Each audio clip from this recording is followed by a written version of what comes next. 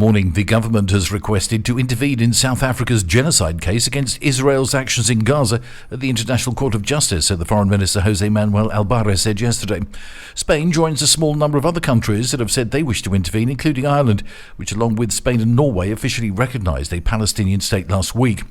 Albares said Madrid wanted to support the ICJ in its implementation of measures, including an order to Israel to cease its military operations in Rafah in southern Gaza, but gave few details of what its requested intervention would entail. The ICJ is the highest United Nations legal body, established in 1945 to deal with disputes between states. The ICJ judge's order to Israel last month to immediately halt its military assault on Rafah was a landmark emergency ruling following South Africa's decision to bring a case against Israel accusing it of genocide.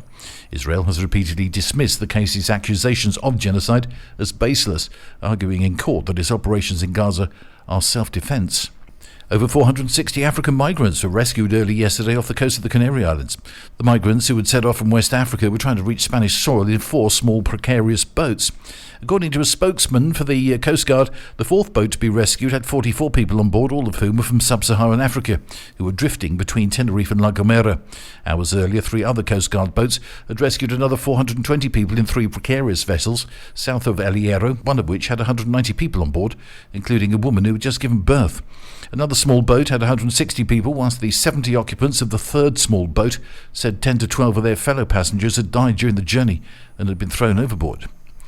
The EU has become the second major global economy to cut its lending rate this week, saying it had made progress in tackling inflation. The European Central Bank announced a cut in its main interest rate from an all-time high of 4% down to 3.75%. That follows Canada's decision on Wednesday to cut its official lending rate.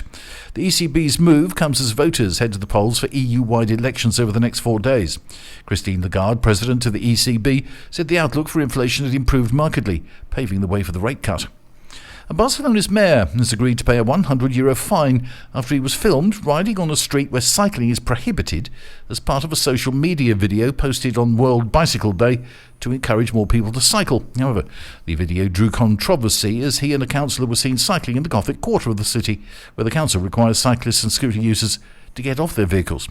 Meanwhile, the Barcelona City Council's Councillor for Urbanism told journalists that the government is planning to scrap such prohibitions, but it still hasn't happened. That's the latest from TRE. I'm Bob James.